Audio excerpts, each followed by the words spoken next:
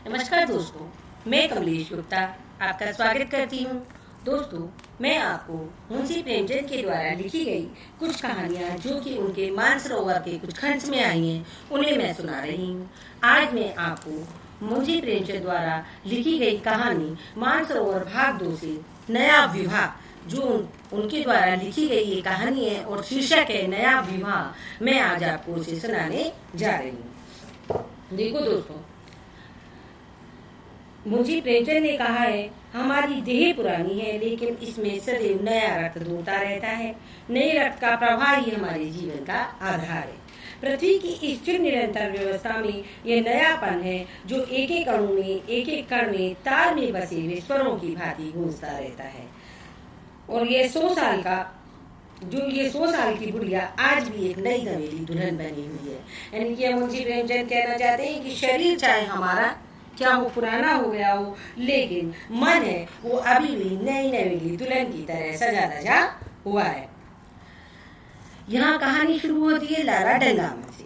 लाला डंगामल है जो कि 43 साल की उम्र के व्यक्ति हैं। उनके बारे में ये कहानी है जिसे हम आज सुनेंगे।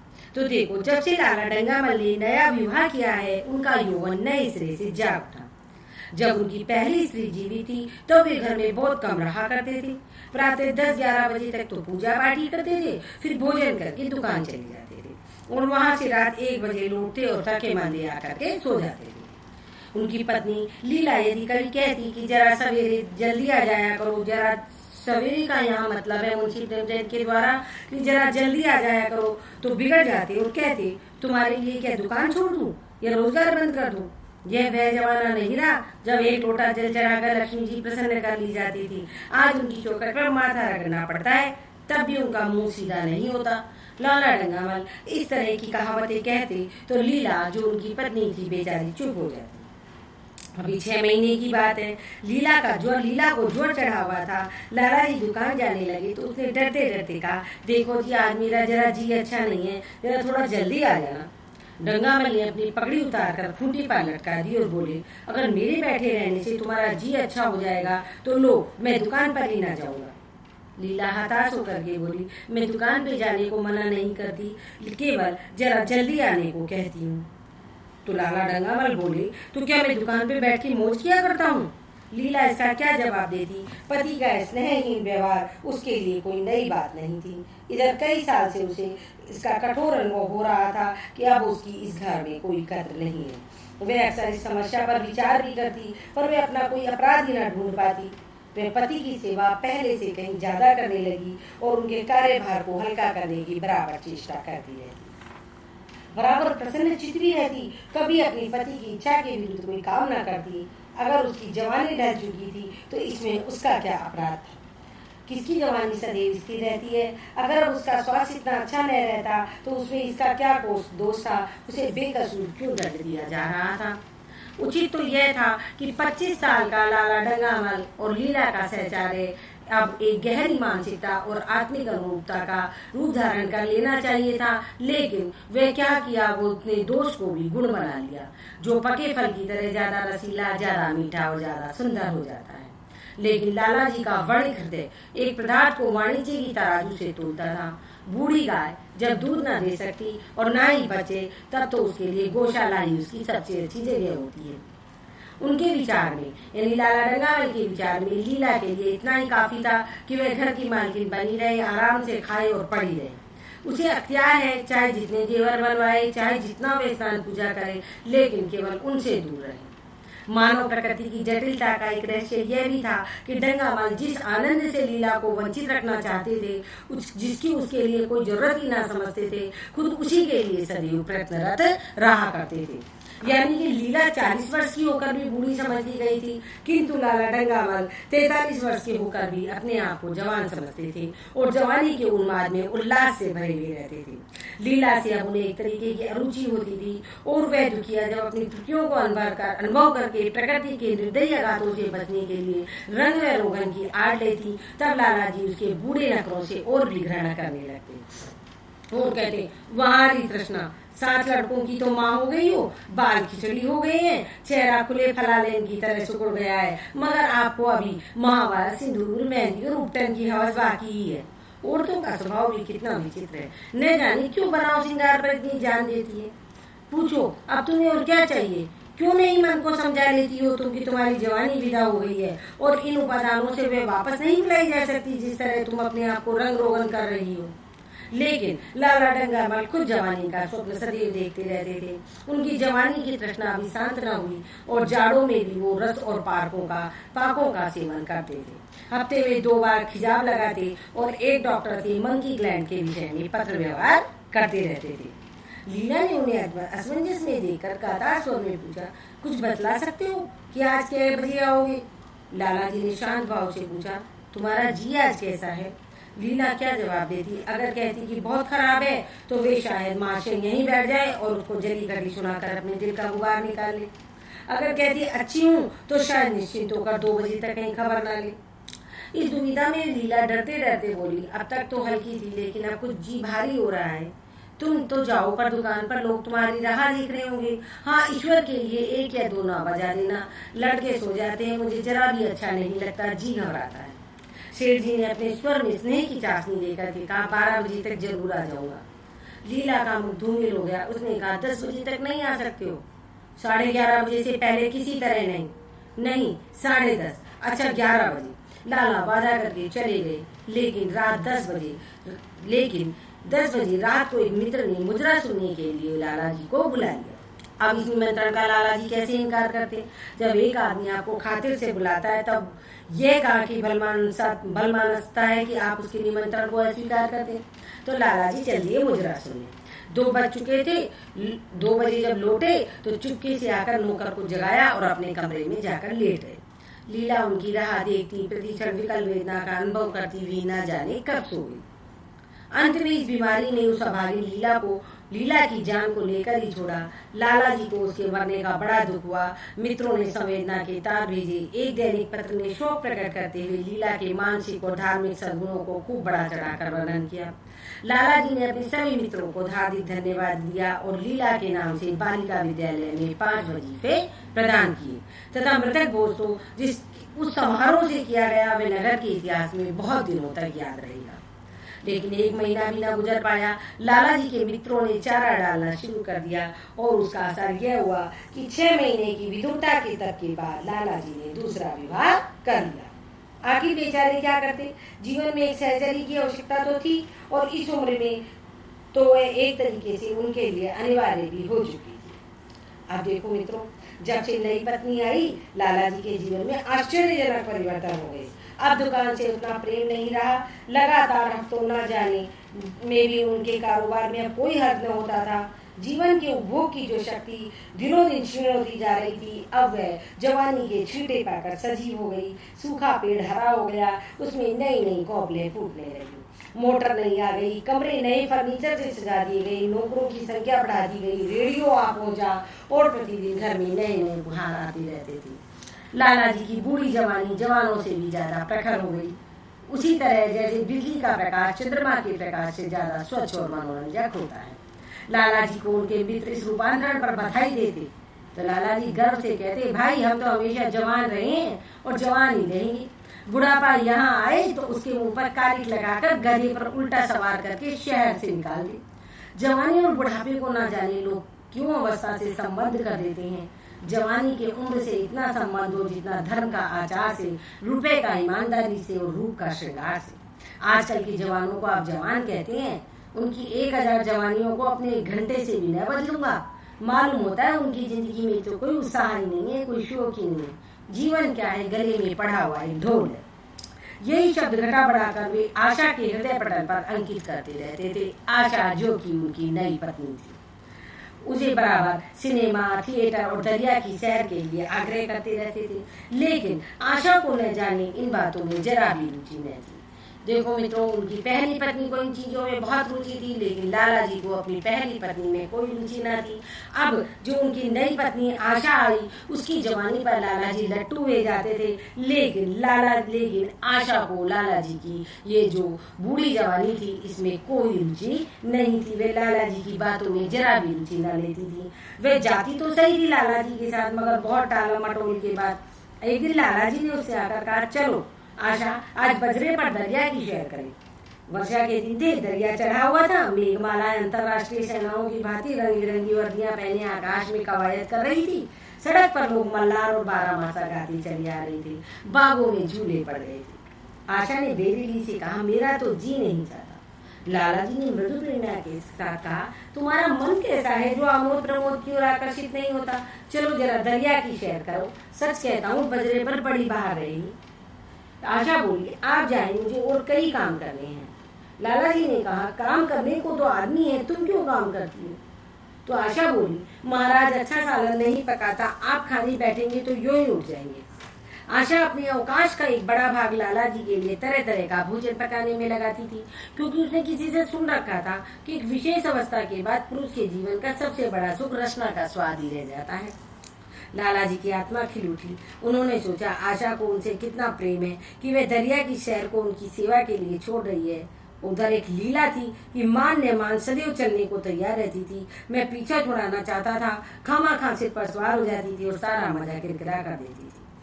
तो लाला जी स्नेह भरे बुलाने से आशा से बोले, तुम्हारा मन भी विचित्र है। अगर एक दिन सालन फीका हो गया तो कौन सा तूफान आ जाएगा? तुम तो मुझे बिल्कुल निकम्मा बनाए दे रही हो। अगर तुम न चलोगी तो मैं भी न जाऊंगा।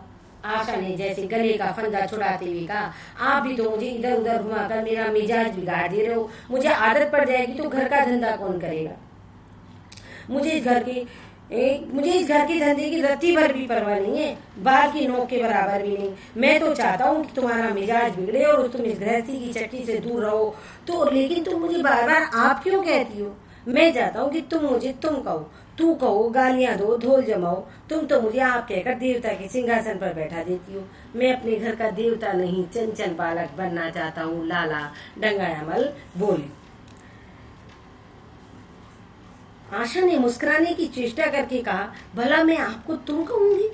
तुम तो बराबर वाले को कहा जाता है, बड़ों को। कहते कहते आशा रुक गई।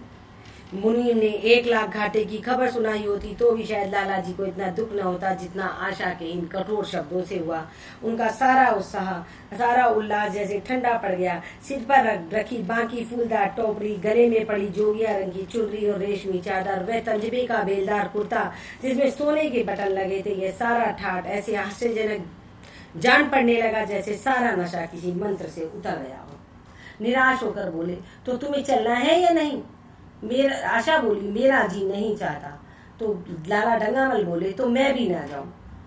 दोनों में आपस में देखो मित्रों बातचीत चल रही है। आशा बोली, मैं आपको कब मना करती हूँ? तो लाला ने कहा, फिर आप कहा? आशा ने जैसे भीतर से जोर लगाकर कहा, तुम, और उसका मुखमंडल लज्जा से आरक्त हो गया। हाँ, इसी तरह तुम कहा करो। तो तुम नहीं चल रही हो, अगर मैं कहूँ तुम्हें चलना पड़ेगा तो? आशा बोली, तब तो मैं चलूंगी। आपकी आज्ञा मानना मेरा धर्म है। लाला जी आज्ञा ने जैसे कि आज्ञा और धर्म जैसे शब्द उसके कानों में चुभने लगे। खिसियाए हुए भार को लौट पड़े। उसी वक्त आशा को उन पर दया आ गई और बोली, तो कब तक लौटोगे? मैं नहीं जा रहा। अच्छा, तो मैं भी चलती हूँ। जैसे कोई जिद्दी लड़का रोने के बाद अपनी इच्छित वस्तु पाकर उसे पैरों से ठुकरा देता है, उसी प्रकार लाला जी ने मुंह बनाकर कहा, तुम्हारा जी नहीं चलता है तो ना चलो, मैं ज्यादा आग्रह नहीं करता। आशा बोली, आप नहीं, तुम, आप नहीं, अच्छा, तुम बुरा मान जाओगे। आशा गई, लेकिन उमंग से नहीं। जिस मामूली वेश में थी उसी तरह चल खड़ी हुई। ना कोई सजी साड़ी, ना कोई जड़ाऊ गहने, ना कोई श्रृंगार, जैसे कोई विधवा हो। ऐसी बातों पर लाला जी मन ही मन झुंझला उठे। ब्याह किया था जीवन का आनंद उठाने के लिए, चिलमिलाते हुए दीपक में तेल डालकर उसे और चटक करने के लिए। अगर दीपक का प्रकाश ही तेज न हुआ और तो उसमें तेल डालने से क्या लाभ? न जाने इसका मन इतना शुष्क और नीरस क्यों है, जैसे कोई ये ऊसर का पेड़ हो। कितना ही इसमें पानी डालो, इसमें हरी पत्तियों के दर्शन न होंगे। जड़ाऊ गहरों से भरी पिटारियां खुली हुई है, कहाँ कहाँ से मंगवाई, दिल्ली से, कलकत्ता से, फ्रांस से, कैसी कैसी बहुमूल्य साड़ियां रखी हुई है, एक नहीं सैकड़ों, पर केवल संदूक में कीड़ों का भोजन बनने के लिए। दरिद्र घर की लड़कियों में यही ऐप होता है, उनकी दृष्टि सदैव संकीर्ण रही है, ना खा सके ना पहन सके ना दे सके। उन्हें तो खजाना भी मिल जाए तो वो यही सोचती रहती कि इसे खर्च कैसे करें। दरिया की सैर तो हुई पर विशेष आनंद न आया। कई महीने तक आशा की मनोवृत्तियों को जगाने का असफल प्रयास करके लाला जी ने समझ लिया कि उनकी पैदाइशी मुरहम्मी है, लेकिन फिर भी वे निराश न हुए। ऐसी व्यापार में बड़ी रकम लगाने के बाद वे उसे एक से अधिक लाभ उठाने की बड़ी प्रवृत्ति को अभी त्याग कैसे देते। विनोद की नई नई योजनाएं पैदा की जाती। ग्रामोफोन अगर बिगड़ गया, गाता नहीं या साफ आवाज नहीं निकलती तो उसकी मरम्मत करानी पड़ेगी, उसे उठाकर रख देना तो मूर्खता है। उधर बूढ़ा महाराज जो उनकी रसोई में खाना बनाता था, वो एकाएक बीमार होकर के घर चला गया और उसकी जगह उनका 17-18 साल का एक जवान लड़का घर में आ गया। कुछ अजीब गंवार था, बिल्कुल झंगड़ उज्जड़, कोई बात ही न समझता था, जितने फुलके बनाता उतनी तरीके के। हाँ, एक बात समान होती थी, सब बीच में से मोटे होते थे, लेकिन किनारे पे से सभी पतली। दाल कभी तो इतनी पतली जैसी चाय और कभी इतनी गाढ़ी जैसे कि दही, और नमक कभी इतना कम कि बिल्कुल फीका, और नींबू और कभी इतना तेज कि नींबू का शाकिर। हाथ मुंह धोकर आशा हाथ मुंह धोकर चौके में पहुंच जाती और उस डपोर शंख को खाना बजाना सिखाती। एक दिन उसने कहा, तुम कितने नालायक आदमी हो जुगल, आखिर इतनी उम्र तक तुम घास खोते रहे या भाड़ जोतते रहे, तुमको फुलके बनाना तक नहीं आता। जुगल आंखों में आंसू भरकर बोला, बहू जी अभी मेरी उम्र ही क्या है, 17वां ही तो पूरा हुआ है। आशा को उसकी बात पर हंसी आ गई। उसने कहा, रोटियां पकाना क्या 5-10 साल में आता है? आप 1 महीना सिखा दे बहू जी, फिर देखिए मैं आपको कैसे फुलके खिलाता हूँ कि जी खुश हो जाए। जिस दिन फुलके बनाने आ जाएंगे मैं आपसे कोई इनाम नहीं लूंगा, सालन तो मैं कुछ न कुछ बनाने लगा हूँ, क्यों है ना? आशा ने हौसला बढ़ाने वाली मुस्कुराहट के साथ जुगल से कहा, सालन नहीं वो बनाना आता, अभी कल ही इतना नमक तेज था कि खाया न गया और मसाले में से कचौंध आ रही थी। मैं जब सालन बना रहा था तब बहू जी आप भी तो यहीं थी। जुगल बोला, अच्छा तो मैं जब यहाँ बैठी रहूं तब तुम्हारा बढ़िया सालन पकेगा? आप बैठी रहती हो तो मेरी भी अकल ठिकानी रहती है। आशा को जुगल की इन भोली बातों पर खूब हंसी आ रही थी। हंसी को वो रोकना चाह रही थी पर वह इस तरह निकल पड़ी जैसे भरी बोतल उंडेल ली गई हो। और मैं नहीं रहती हूँ तब?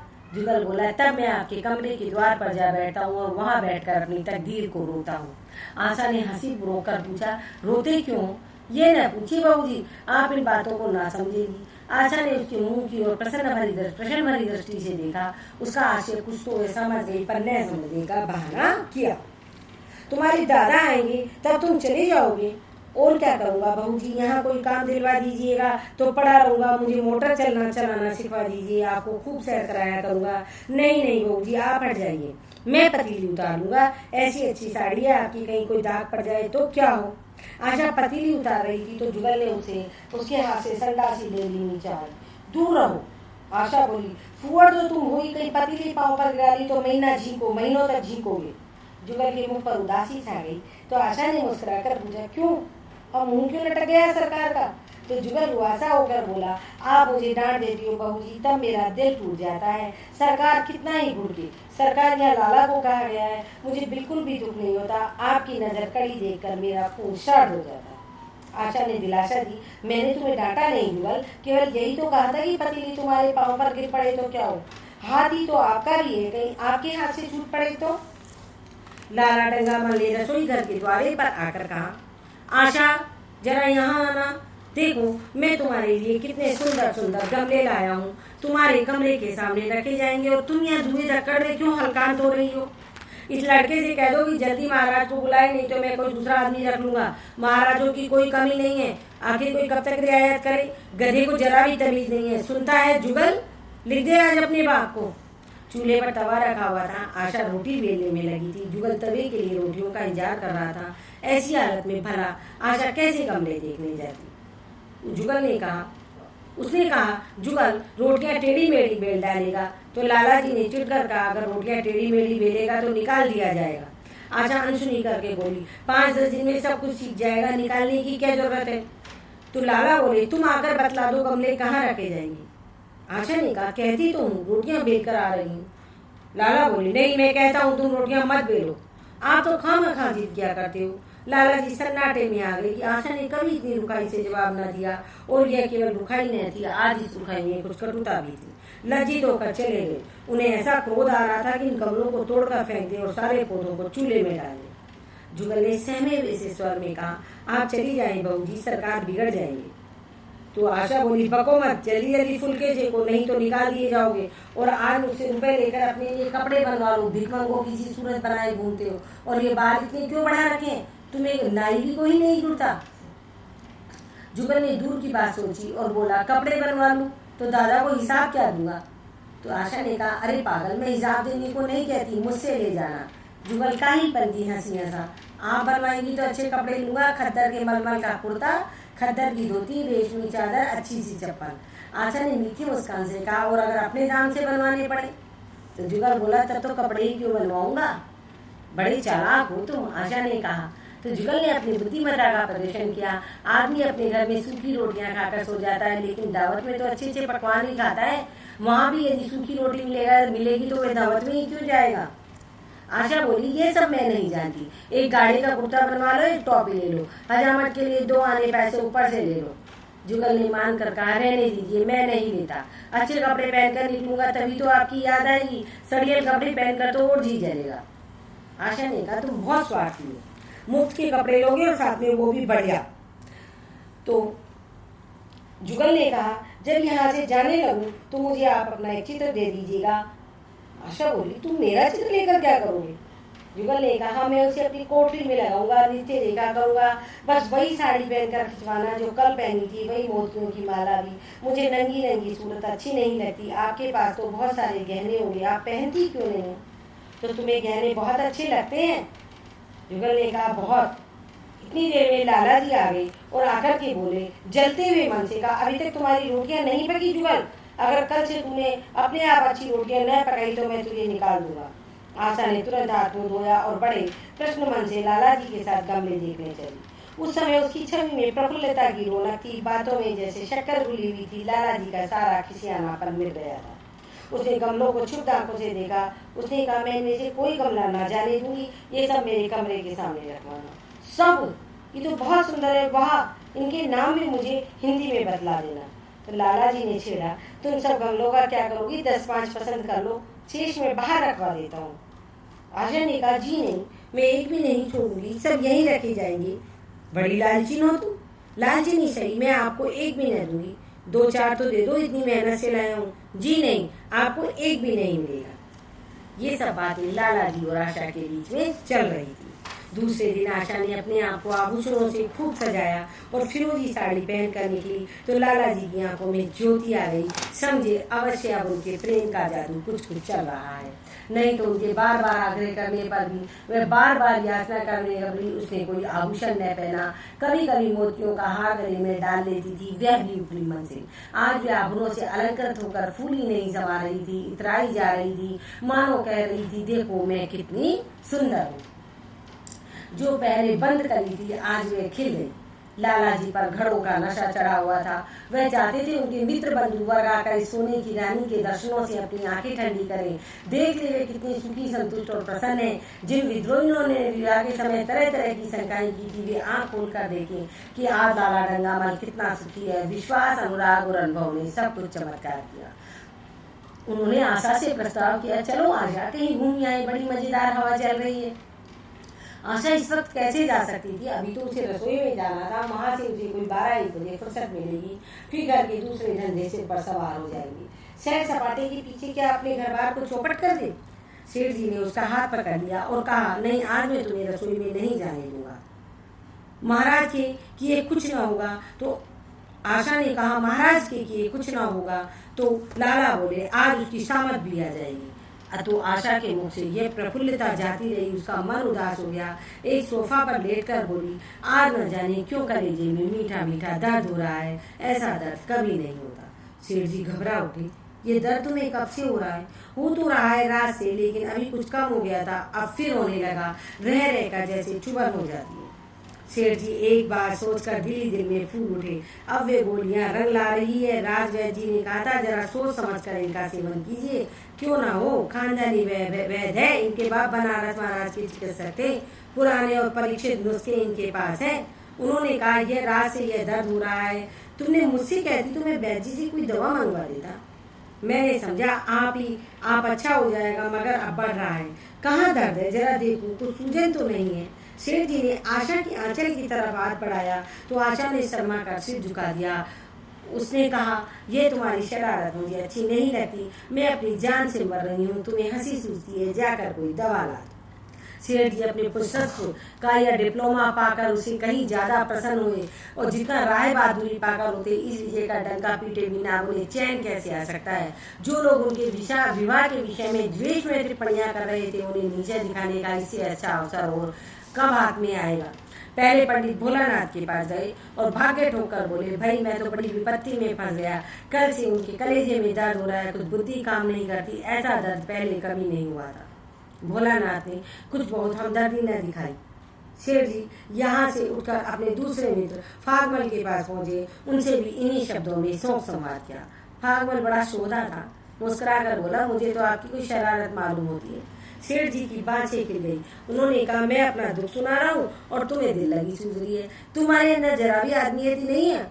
मैं दिल लगी नहीं कर रहा हूँ, इसमें दिल लगी की क्या बात है। वे हैं कमसिन कोमलांगी, आप ठहरे पुराने लठे दंगल के पहलवान, बस अगर ये बात ना निकले तो मैं मुंह से उड़ाल। सेठ जी की आंखें जगमगा उठी, मन में यौवन की भावना प्रबल हो उठी और उसके साथ ही मुख पर यौवन की झलक आ गई। छाती जैसे कुछ फैल गई हो। चलते समय उनके पग कुछ अधिक मजबूती से जमीन पर पड़ने लगे। सिर की टोपी भी न जाने कैसे भोंकी हो गई और आकृति से बागपन की शान बरसने लगी। जुगल ने आशा को सिर से पांव तक देख कर जगमगाते हुए देखकर कहा, बस बहू जी, आप इसी तरह पहन उठ कर रहा करें, आज मैं आपको चूल्हे के पास न जाने दूंगा। आशा ने नैन बांध चलाकर कहा, क्यों, आज ये कोई नया हुक्म है, पहले तो तुमने कभी मना नहीं किया। जुगल ने कहा, आज की बात दूसरी है। आशा बोली, जरा सुनूं, क्या बात है। जुगल ने कहा, मैं डरता हूँ आप कहीं नाराज न हो जाए। नहीं नहीं, मैं नाराज ना होंगी, आज आप बहुत सुंदर लग रही हैं।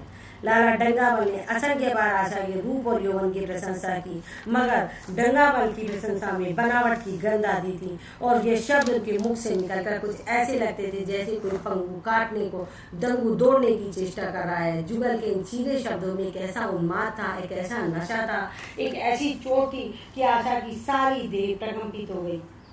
आशा ने कहा, तुम मुझे नजर लगा दोगे जुगल, इस तरह क्यों बोल रहे हो?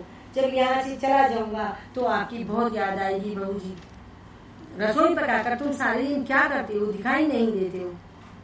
जुगल ने कहा, सरकार यानी लाला यहाँ रहते हैं इसलिए नहीं आता। फिर अब तो मुझे जवाब मिल गया है, देखिए भगवान कहाँ ले जाते हैं। आशा की मुख मुद्रा कठोर हो गई। उसने कहा, कौन तुम्हें जवाब देता है? जुगल ने कहा, लाला ही तो कहा करते हैं कि तुझे निकाल दूंगा, अपना काम किए जाओ, कोई तुम्हें नहीं निकालेगा। अब तो तुम फुलके भी अच्छे बनाने लगे हो। सरकार बड़े गुस्से बाहर है, 2-4 दिन में मैं उनका, आशा ने कहा, 2-4 दिन में मैं उनका मिजाज ठीक किए देती हूँ। आपके साथ चलते हैं। जुगल बोला, आपके साथ चलते हैं तो आपके बाप जैसे लगते हैं। तुम बड़े मुंहफट हो, खबरदार जबान संभाल कर बात किया करो। किंतु अप्रसन्नता का ये झीना आवरण उनके मनोरहस्य को न छिपा सका। वह प्रकाश की भांति उसके अंदर से निकल पड़ रहा था। जुगल ने फिर उसी निर्भीकता से कहा, मेरा कोई मुंह बंद कर ले। यहाँ तो सभी यही कहते हैं कि कोई मेरा ब्याह कोई 50 साल की बुढ़िया से कर दे तो मैं घर छोड़कर भाग जाऊं या खुद जहर खा लूं या उसे जहर देकर मार डालूं, फांसी ही तो होगी। आशा उस कृत्रिम क्रोध को ज्यादा देर तक कायम न रह सकी। जुगल ने उसकी हृदय वीणा के तारों पर मिजराब की ऐसी चोट मारी कि उसके बहुत जब्त करने पर भी मन की व्यथा बाहर निकल आई। उसने कहा, भाग्य भी कोई वस्तु है जुगल, ऐसा भाग्य जाए बाढ़ में, तुम्हारा ब्याह किसी बुढ़िया से ही करूंगी, देख लेना। तो मैं जहर खा लूंगा, देख लीजिएगा। क्यों, बुढ़िया तुम्हें जवान स्त्री से ज्यादा प्यार करेगी, ज्यादा सेवा करेगी, तुम्हें सीधे रास्ते पर रखेगी। ये सब माँ का काम होता है। बीवी जिस काम के लिए उसी काम के लिए। आखिर बीवी किस काम के लिए? इतनी देर में मोटर की आवाज आई, न जाने आशा के सिर का आंचल खिसककर कंधे पर आ गया। उसने जल्दी से आंचल खींचकर सिर पर कर लिया और ये कहती हुई अपने कमरे में लपकी कि लाला जब भोजन करके चले जाए जुगल, तब तुम मेरे कमरे में आना। तो मित्रों, आज हमने जैसे मुंशी प्रेमचंद द्वारा लिखी हुई ये कहानी जो कि मानसरोवर भाग 2 में आई है, नया विवाह, इसको सुना। आप इसे आपको सुनने के बाद ये कैसी लगी, इसे लाइक कीजिए, शेयर कीजिए, सब्सक्राइब कीजिए। और मुझे अगर कोई नई कहानी सुननी है आपको मुझसे, तो कमेंट बॉक्स में लिख करके बताइएगा। धन्यवाद दोस्तों।